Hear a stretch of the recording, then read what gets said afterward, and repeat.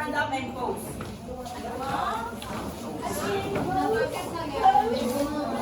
You didn't hear me. You didn't Okay, if you want to listen and ready, please sit down and clap twice. Good morning once again. Good morning. We are the group 20. We are the group 20. And our topic for today is about rubrics for assessing forms and dynamics. To start with our discussion, hindi mo lang ilamay, pwede dahil raman niya kayo, that is all welcome, Miss Lina. So we will first know our objectives. So our objectives are identify general rubrics in assessing musical techniques pertaining to form and dynamics, identify the characteristics of rubrics for assessing forms and dynamics, and use the knowledge learned in these rubrics to formulate his or her own set of specific guidelines when assessing students in the future. So, sa title lang na, rubrics, assessing forms, and dynamics. Sige, mga ilang po, any opinions, or katong inyong na-learn about forms and dynamics, please define lang with your own words, understanding forms and dynamics. Yes, Ma'am Georgie, Ma'am Georgie. Yes, Ma'am Janice. What do you mean when we say form or forms? In your own words, please, without any reading and notes or something. Yan ang naman yan kanina. So, gawin na ako. Survey ideas. Sige, who can, yes, Ma'am Jasmine. Forms. Forms, when I say forms, it is general or overall, general form of a physical thing. Yes. While dynamic is the Ma'am, form lang, ipa-define mo. Sige, guys. Sige, kasi makalipay na po sa dynamic. Yes, Ma'am Crystal. This refers to the how loud or soft it is. Okay, thank you very much, no? Murag ilan ang ganun ba na tanan what is form, what is dynamic, right? Am I right? Am I right, Ma'am Angelica? Yes, again, what is form and dynamics?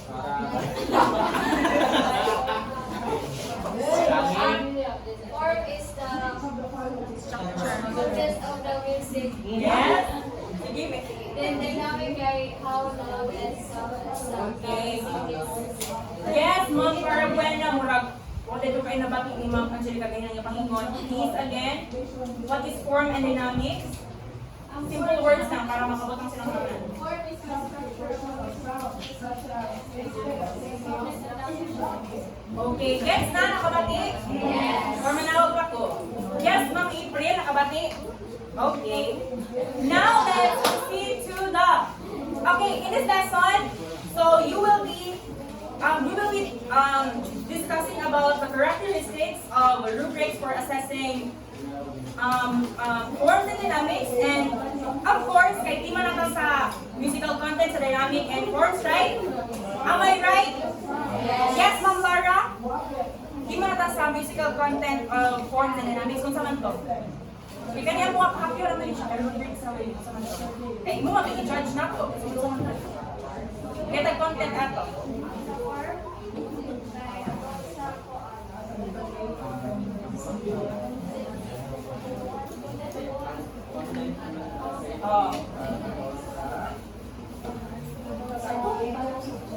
Okay? Okay, thank you very much. So, kato siya no, on teaching, and of course, dili na ka sa rubrics. Now, this lesson you will be taking notes of the immediate characteristics on which a judgment can be made of a student's performance in relation to the musical elements under form and dynamics. Now, karon pag ito sugdan, before tamo ato sa rubrics, kung saan na ito pag-score, kung saan na ito pag-hatag o kanang points sa atong students, let us first define or let us know the importance of assessing forms and dynamics. So I want to ask someone, why is it important to assess students' learning in forms and dynamics? Yes, Sir De La Cruz.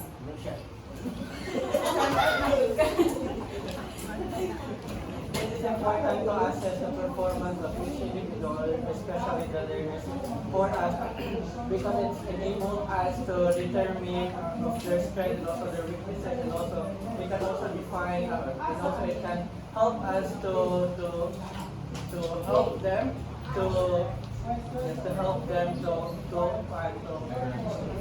to perform in a way that they can find their strengths and or capabilities. Yes, it is important for us to assess the students' learning in forms and dynamics, for us to know what are their strengths and weaknesses, and for them to learn through it.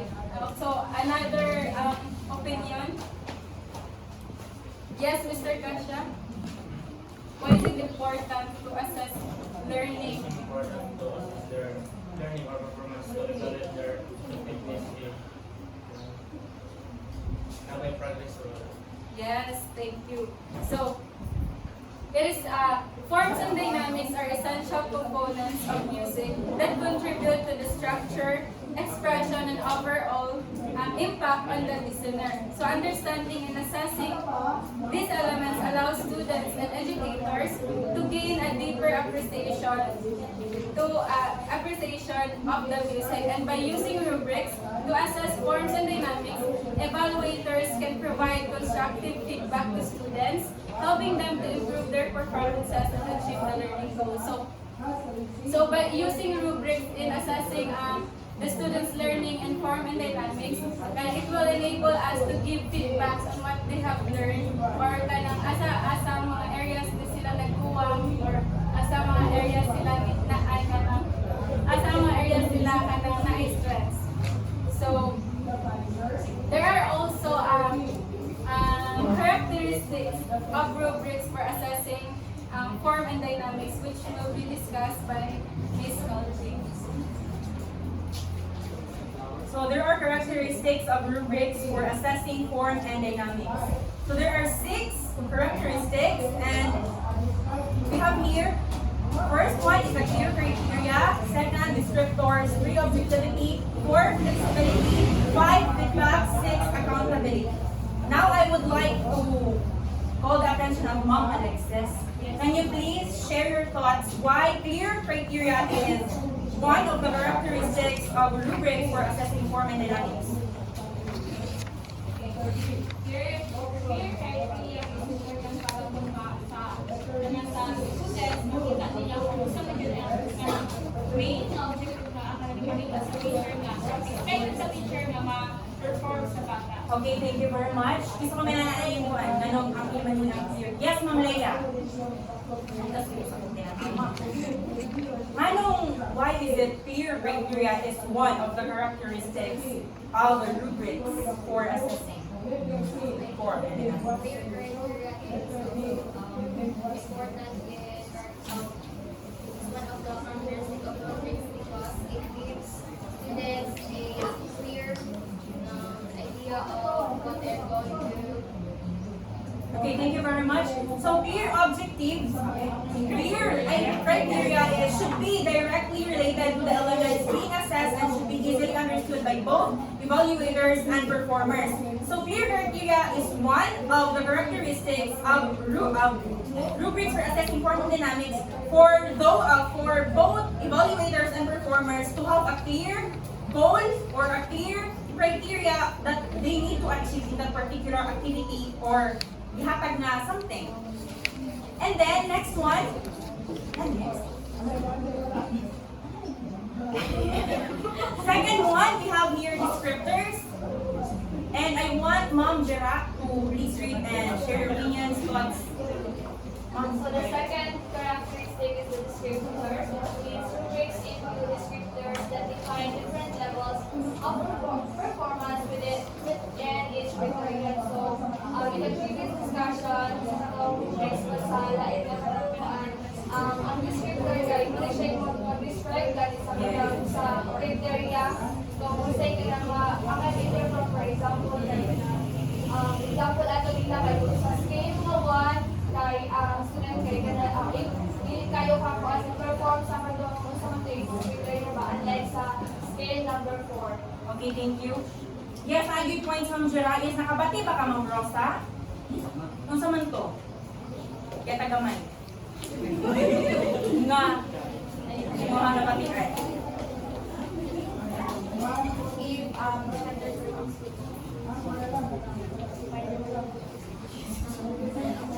If kato now, if ang Yes, so sakto na nga.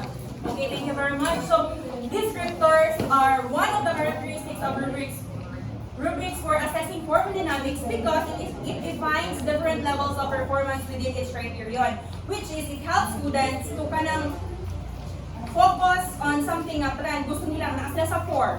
So meaning, kung nasa form, dapat ilang itong ma-achieve, ilang ma-apply, ilang ma-acquire, ilang ma-perform and all. Because it helps, descriptors helps to differentiate between levels of proficiency and provide specific feedback to performers on their strengths and areas for improvement. So meaning, malita na siya sa train. Yan may siya marang kung tira mo ko aguda ay numurang din ako na-perform. So para sunod ma-core ko, ma-perfect, dapat hindi akong buhat kung consistent.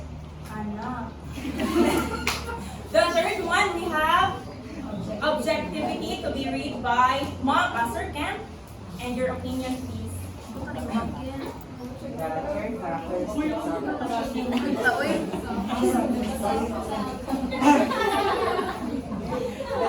Characteristics of rubric for assessing form learning is the objectivity.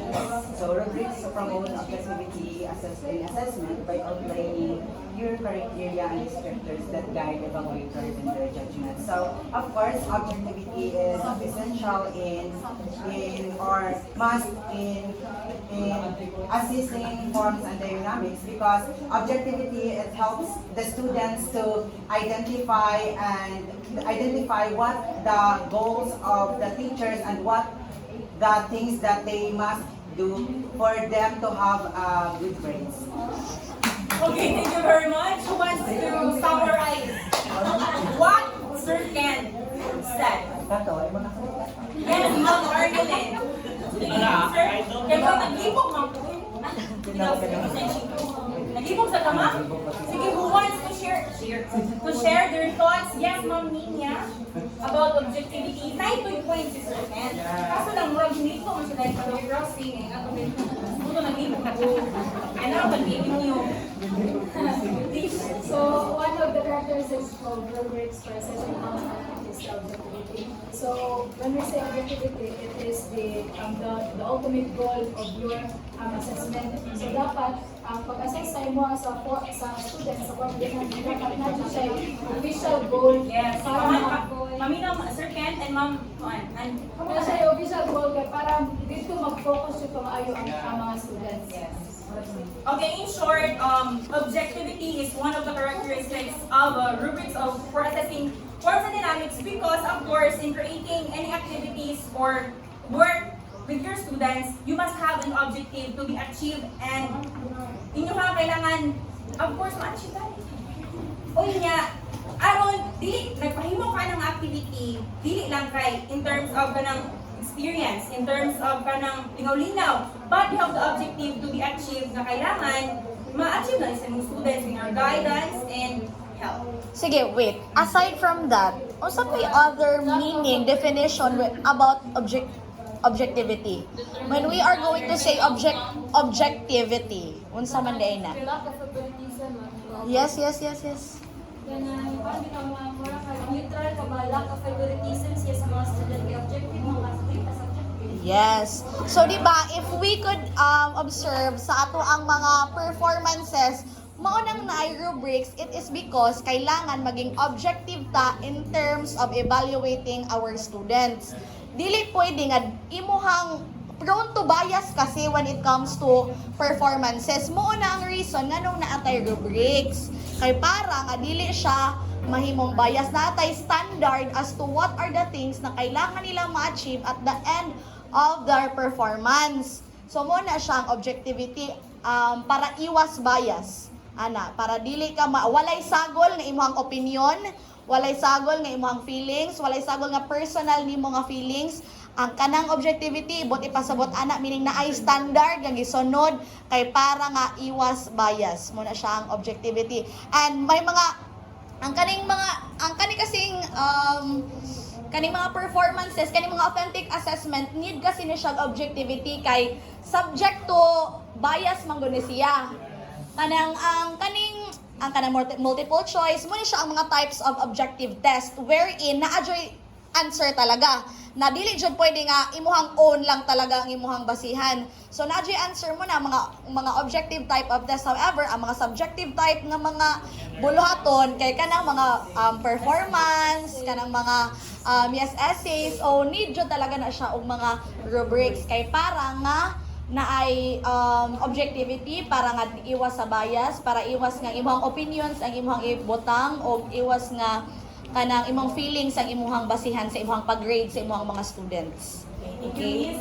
So now, to continue the characteristics of rubrics for assessing form dynamics, let us again welcome Mom Gia. So the fourth characteristic of rubrics for assessing form and dynamics is flexibility. So I want Ma'am Angeline to read and share your thoughts about flexibility. Okay, so the four characteristics of rubric for assessing form and dynamics is flexibility. Okay, flexibility rubrics can be adapted to suit different physical genres, styles, or levels of proficiency. Okay, so for me, when we say flexibility, so we have different activities, diba? So the rubric it depends on the activity or the assessment that you attend. So of course, you as a student, you must be able, you must have a capability to adapt the changes sa F1. Yes, tapos si Miss Ma'am Angeline. So rubrics can be customized to focus on the specific aspects of form and dynamics that are most relevant to the performance being evaluated. So meaning, ang imuhang rubric sa paghimo nimo of rubric sa form and dynamics, it should be flexible enough to assess different aspects of music or performances.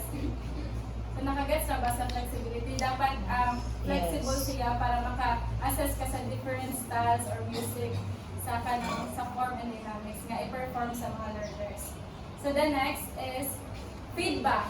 I want Miss Ma'am Crystal to read and share your thoughts about it.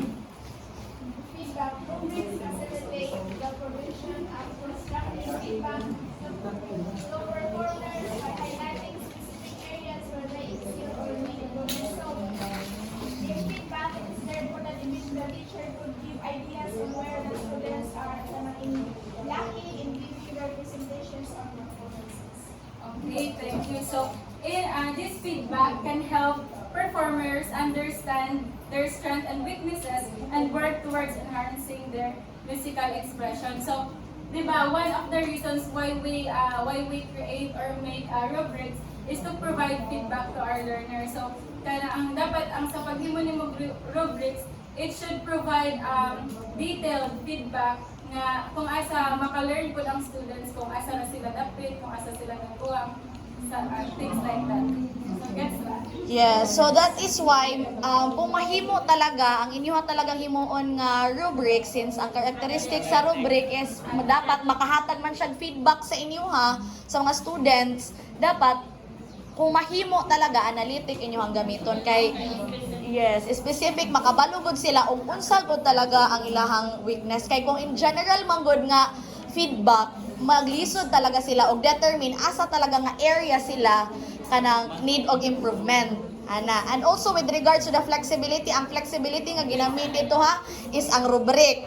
Again, ang kaning nga mga butang na ilahang gipang discuss, these are the characteristics of what a rubric should be o should have. Ang dapat flexible ang katong ang rubrics nga inyo ang himuon wherein nga dili lang siya sa usa ka genre sa music applicable.